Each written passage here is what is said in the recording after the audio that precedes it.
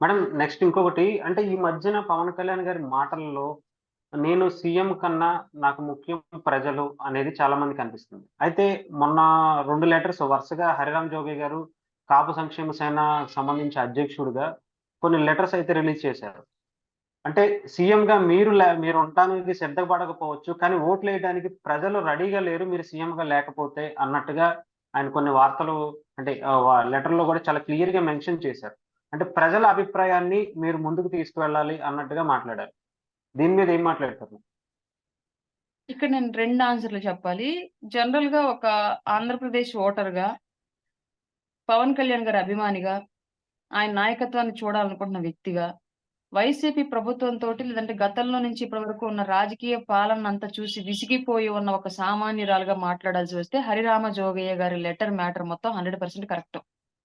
గ్రౌండ్‌లో అదే రియాలిటీ ఉంది. రేపొద్దున ఈ సీఎం అనే కాన్సెప్ట్ అనేది after election or before election తేల్చకుండా, పాజిటివ్‌గా రాకుండా బిఫోర్ ఎలక్షన్ ఎంతవరకు ఓటనేది మొత్తం కన్సాలిడేట్ అయ్యిద్ది కూటమికి అనేది నాకు కూడా తెలియని సిట్యుయేషన్. ఇది ఒక సామాన్యురాలుగా నా ఒపీనియన్ అంతే. ఇప్పుడు అవును. జనసేన రాష్ట్ర అధికార ప్రతినిధిగా చెప్పాల్సి గనక వస్తే, ప్రజలు జగన్మోహన్ రెడ్డి దిగాలి అని ఎదురు చూస్తున్నారు. అలాగే ఆల్టర్‌నేటివ్ ప్రభుత్వం స్ట్రాంగ్‌గా పాలన తీసుకెళ్లేదిగా ఎలాంటి విభేదాలు లేకుండా ప్రభుత్వాన్ని, ప్రజల్ని ముందుకు నడిపించేదిగా ఉండాలని జెప్పేసి కోరుకుంటున్నారు కాబట్టి, పవన్ కళ్యాణ్ గారికి తన పదవుల కన్నా కూడా ప్రజల భవిష్యత్తే ఇంపార్టెంట్ కాబట్టి, ఆయన ఏ నిర్ణయం తీసుకున్నా అందులో ప్రజలకి మంచి చేయాలనే ఉద్దేశ్యం ఉండిద్ది తప్ప ఆయన స్వార్థం ఉండదని నమ్మే బలంగా నమ్మే వ్యక్తిని కాబట్టి, ఆయన ఏ నిర్ణయం తీసుకున్నా 100% ఆయన తీసుకున్న నిర్ణయంలోనే తూచా తప్పకుండా ఫాలో అవుతాము. దానికోసమే పనిచేస్తాం.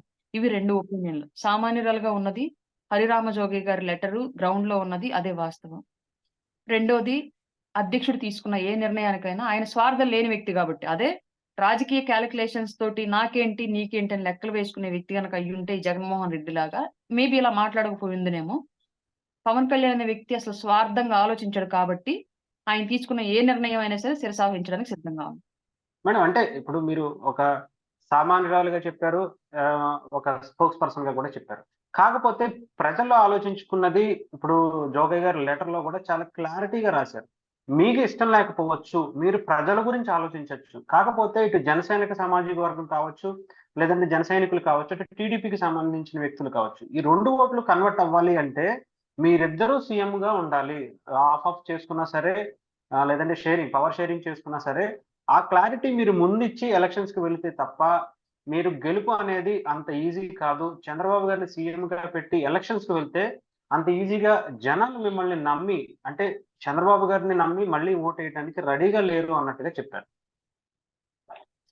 చెప్పాను గదండీ! ఆయన మాట్లాడిన దాంట్లో కొంతవరకు, కొంతవరకు కాదు మాక్సిమం 70% నిజం ఉంది వాస్తవాలు. నేను number of phone calls receive చేసుకుంటూ ఉంటాను రోజు. అంటే వైఎస్ఆర్‌సీపీ పార్టీ ఏం జేసిందంటే నా నంబర్‌ని పబ్లిక్ మీడియాలో వదిలేసిందనమాట. ఫేస్‌బుక్‌లోను, ట్విట్టర్‌లోను అట్లాగా నన్నెవడో హెరాస్ చేయాలని జెప్పేసి నా నంబర్ పబ్లిక్‌గా పెట్టేసింది పబ్లిక్ ప్లాట్‌ఫార్మ్స్‌లో. బట్ నేనది కొన్ని కారణాల వల్ల ఆ నంబర్‌ని ఇప్పటి వరకు మార్చుకోలేకపోయాను. ఆ నంబర్ అలాగే ఉంది పీపుల్స్‌లో. అందువల్ల నాకేంటంటే నంబర్ ఆఫ్ కాల్స్ వస్తా ఉంటాయి. దీనికి సంబంధించి వాళ్ళు చెప్పే కాన్సెప్ట్ కూడా ఇలాగే ఉండిద్ది. నిన్న హరిరామ్ జోగి గారి లెటర్‌లో ఏదుందో అవి 100% నిన్న జోగి గారి లెటర్‌కి సంబంధించి, మ్యాటర్‌కి సంబంధించి రిలేటెడ్ గానే ఉంటాయండి. నాతో మాట్లాడే మాటలన్నీ కూడా. అవి వాస్తవాలే. అవును. బట్ కానీ ఇక్కడ 2 పార్టీల యొక్క అధిష్టానము, అధ్యక్షుల మధ్య ఎలాంటి చర్చలు జరిగాయి? వాళ్ళు ఏ నిర్ణయం తీసుకుంటారనేది మేమైతే చెప్పలేం. మేము నిర్ణయం తీసుకోలేం. ఇప్పుడు మా ఒపీనియన్‌ని జనం ఫాలో అవ్వమని కూడా మేము చెప్పం. ఎందుకంటే కళ్యాణ్ గారు ఏ నిర్ణయం తీసుకున్నా ప్రజల కోసం తీసుకుంటాడు గాబట్టి, ఇవాళ నేను కళ్యాణ్ గారు ముఖ్యమంత్రి అవ్వాలని నాకుండొచ్చు. అది నా స్వార్థం.